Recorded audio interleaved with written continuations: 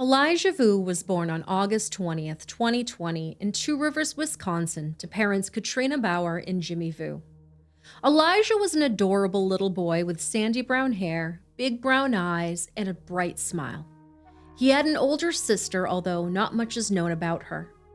Long before becoming a mother, 27-year-old Katrina faced personal struggles of her own, rooted in poverty, substance use, and her romantic relationships. According to those who knew her, Katrina's life changed for the worse when she started dating a man named Jesse Vang. Jesse was a career criminal with prior convictions that include disorderly conduct, weapons charges, and more. Katrina, who was a woman who long grappled with low self-esteem and minimal self-worth, found herself becoming more and more codependent on Jesse as time went on. Though the relationship was toxic from the very start, Katrina always seemed to find herself back in Jesse's arms, afraid to leave a tumultuous comfort that she sadly became accustomed to. One example came 4 years before her son Elijah was born. In November of 2015, Katrina, Elijah's father Jimmy, and her boyfriend Jesse had rented a room at the American Inn Motel in Appleton, Wisconsin. Following an alleged assault, Katrina retreated to the bathroom where she dialed 911. When police arrived, she reported that the two men threatened her life and stated that she was their property. Allegedly, Jimmy and Jesse had planned to transport Katrina to a location outside Minneapolis. According to Katrina, the plan was to traffic her so that Jimmy and Jesse could both profit in receiving drugs and money for her. Following the incident, Katrina's boyfriend was arrested and charged with human trafficking. However, after pleas made by Katrina to the courts, the charges were later dropped.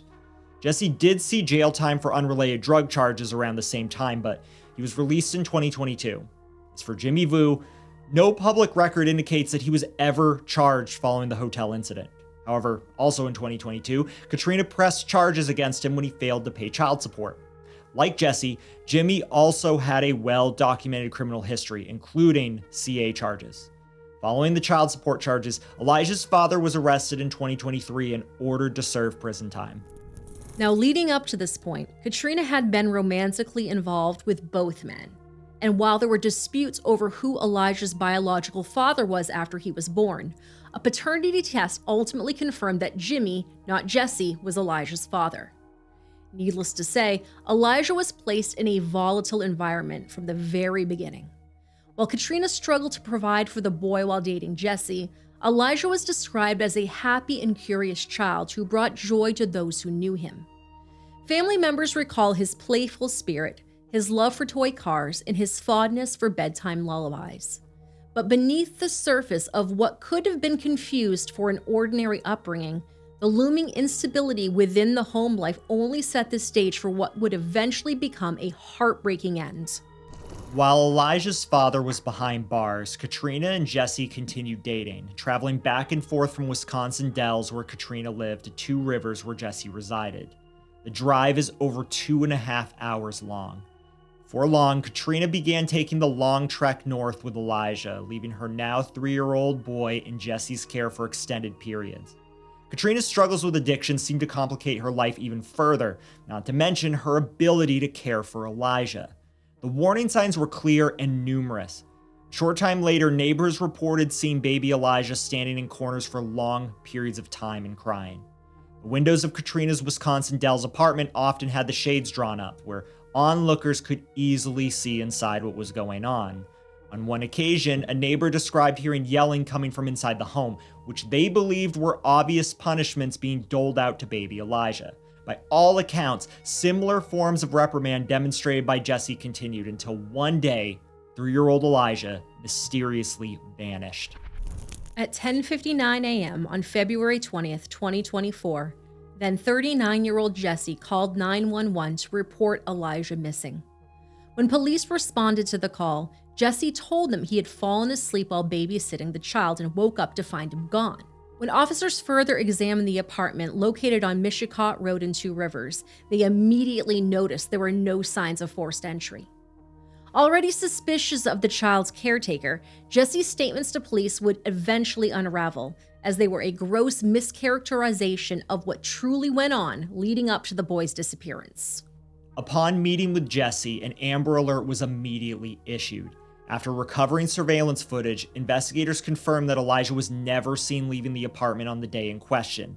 Authorities then began piecing together a timeline of events that painted a far grimmer picture than what Jesse had told them.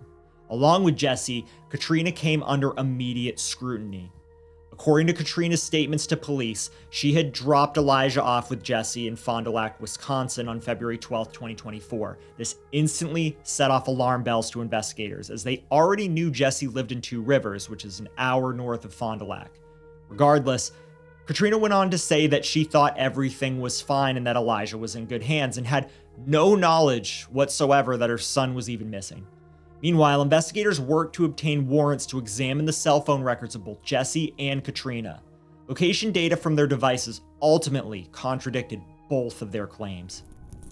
As the investigation into Elijah Vue's disappearance deepened, the disturbing realities of his life with Katrina and Jesse came to light. What initially seemed like a simple custody arrangement began to unravel, exposing a web of neglect, violence, and deception. The first break in the case came from Katrina's own cell phone records. Investigators discovered that on February 14th, at approximately 2:30 a.m., Katrina arrived at Jesse's apartment in Two Rivers. Katrina's 6-year-old daughter was with her that morning, waiting alone in the car while temperatures plunged to as low as 27 degrees Fahrenheit. Investigators also unearthed a photo that had been taken at 3:13 a.m. from Katrina's phone but was deleted 1 hour later. The image, ultimately recovered by forensics, showed Elijah lying on the bed blindfolded. The images showed Elijah's small frame, riddled with visible bruises on his jaw, neck, and upper arm. The cell phone data also indicated that Katrina left Two Rivers, Wisconsin at 4:30 a.m. 2 days later, on February 16th, Katrina's cell phone indicated that she returned to Manitowoc County. That morning, surveillance footage from Ross Auto Service captured Jesse bringing Elijah into the shop. Shop owner described Elijah as quiet, but that he showed no signs of distress. Further examination of the cell phone data indicated that on February 17th, Katrina returned to Jesse's apartment in Two Rivers, arriving just after midnight. Cell phone data tracking showed that the two briefly traveled to Manitowoc County before heading back to the apartment together. On the following day, February 18th, text messages between Katrina and Jesse revealed even more when Jesse wrote, and I quote, "Trust me, I'ma make sure he hates me and being here." Katrina then replied with, "Don't want him to hate you, just fear you." In response, Jesse wrote, "He did fear me, but he didn't respect me. Now I'm making him respect me." Police issued a public plea for information about a beige 1997 Nissan Altima seen in the area on February 19th between 2 p.m. and 9 p.m. While neither Jesse nor Katrina owned the vehicle, authorities believed this was the vehicle that they were traveling in.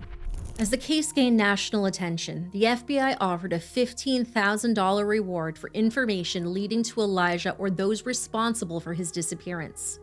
Less than 1 day after Jesse reported Elijah missing, Jesse and Katrina were both taken into custody on February 21st, 2024. During his police interview, Jesse made several admissions that revealed the horrifying extent of the violence 3-year-old Elijah Vue endured under his care. Jesse openly described the methods he used to discipline Elijah, which he referred to as boot camp. These included forcing Elijah to stand for extended periods, sometimes as long as 2 to 3 hours, as part of what he called a timeout. Jesse explained that this was intended to teach the child respect, though it left Elijah visibly exhausted. When Elijah attempted to sit during these punishments, Jesse would threaten him by asking, "Do you want cold water?" A reference to another form of punishment in which he would force Elijah to take freezing showers, which many of you have noticed is a form of violence that these monsters we discuss seem to really enjoy. Jesse admitted that Elijah was terrified of these punishments, but he dismissed his fear, insisting that it was necessary to discipline the boy. Jesse further admitted to restricting Elijah's access to toys and playtime. He described how Elijah had only one toy, which was a Christmas gift, but he was forbidden from playing with it during his stay with him because he was in timeout. Jesse also confessed to gross neglect of Elijah's basic needs, including hygiene, stating that he changed Elijah's diaper only once per day and failed to provide consistent care. The day before the child was reported missing, Jesse told investigators that he did not change the boy's diaper. Instead, Elijah was given cereal without milk for breakfast and placed in another punishment session, standing by Jesse's bed and ordering the boy to pray. Concerns only grew when Jesse spoke about how he previously locked Elijah inside his apartment while he took his teenage son to the school bus, including using multiple locks with a security chain to prevent Elijah from leaving. Jesse also confessed that on the night of February 19th, he drank 3 12-ounce Budweisers and took the muscle relaxer cyclobenzaprine as a sleep aid. He acknowledged that this left him groggy and inattentive the following morning. Throughout the interview, Jesse attempted to rationalize his actions, portraying them as efforts to teach Elijah a lesson and make him, and I quote, understand that going home to his mother would be a privilege. Katrina's interrogation revealed critical details about her role in the neglect and violence as well. Throughout her interview, Katrina's statements were inconsistent, raising further suspicions about her involvement and awareness of the violence Elijah endured. When confronted with cell phone data, Katrina ultimately admitted that she had visited Jesse's apartment on multiple occasions, including February 16th and February 17th. This, of course, contradicted her original statement where she claimed to have last seen Elijah on the 12th. Now, during these visits, she left Elijah in Jesse's care, knowing Jesse's disciplinary methods, including forced standing, cold showers, and isolation. Katrina also admitted that she relied on Jesse as the enforcer of discipline. She described how she struggled to handle Elijah's behavior on her own and turned to Jesse for help. She acknowledged that she was aware of some of his disciplinary tactics.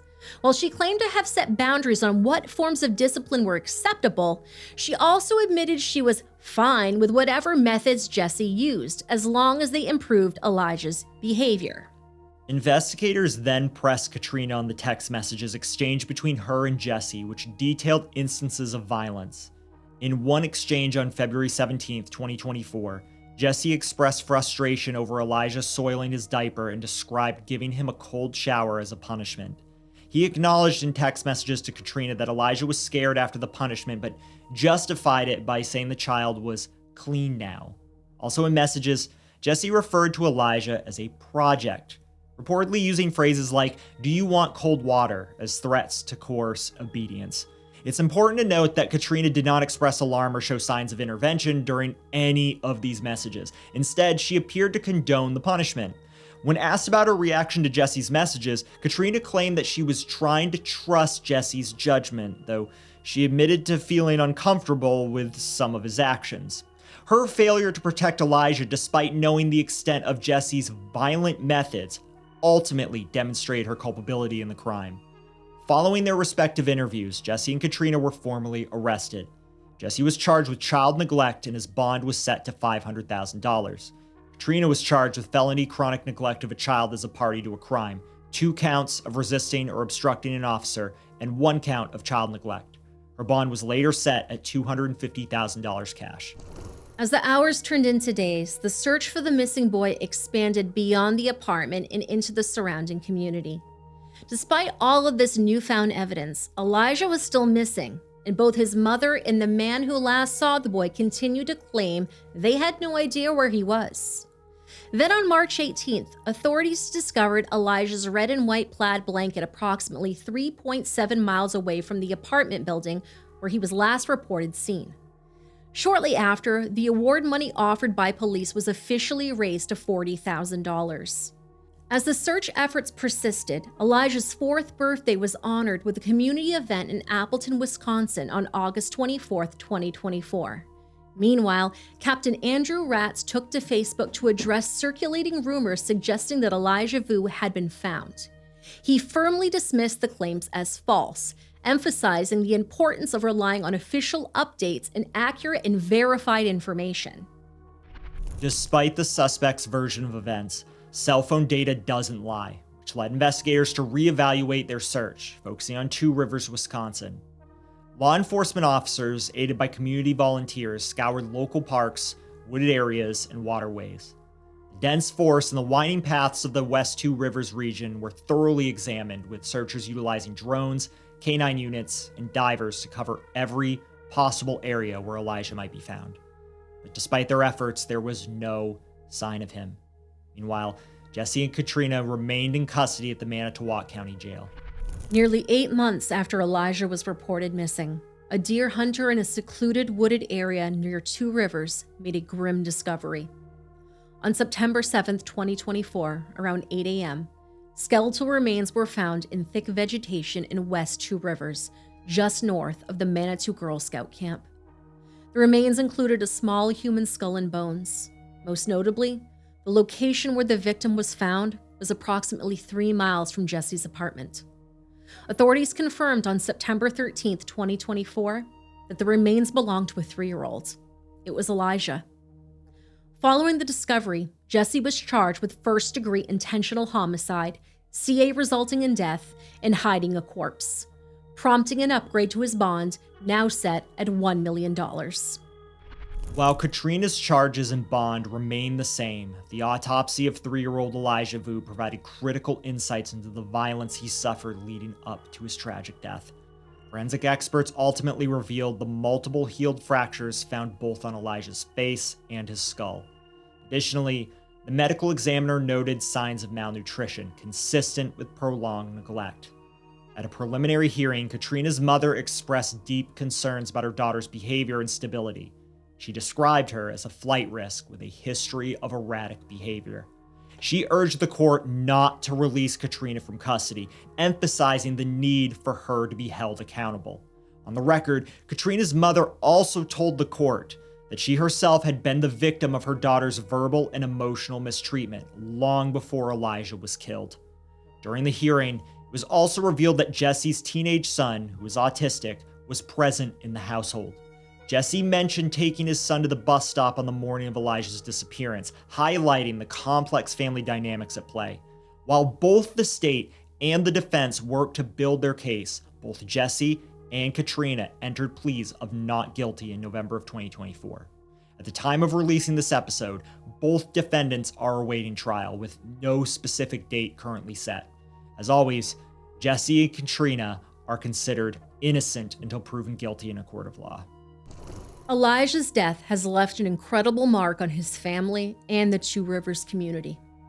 Vigils were held in Elijah's honor, drawing hundreds of attendees who shared memories, prayed, and called for stronger protections for vulnerable children. Advocates have used this case as a rallying cry for reform.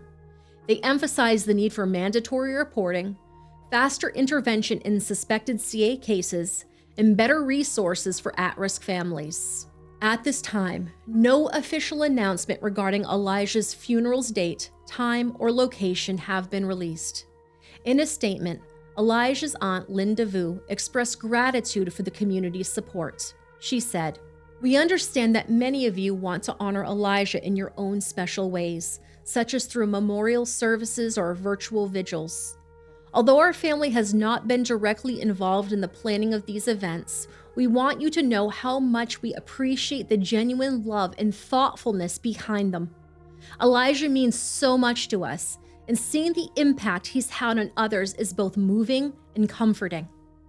Elijah Vue's story is a heartbreaking testament to the importance of vigilance and compassion. His death must not be in vain. It is a call to action for all of us to protect the most vulnerable among us and ensure that no child endures the pain and neglect that Elijah faced. While the true terror of what Elijah endured in February of 2024 is still unclear, those details will surely come to light once Katrina Bauer and Jesse Vang finally see their day in court.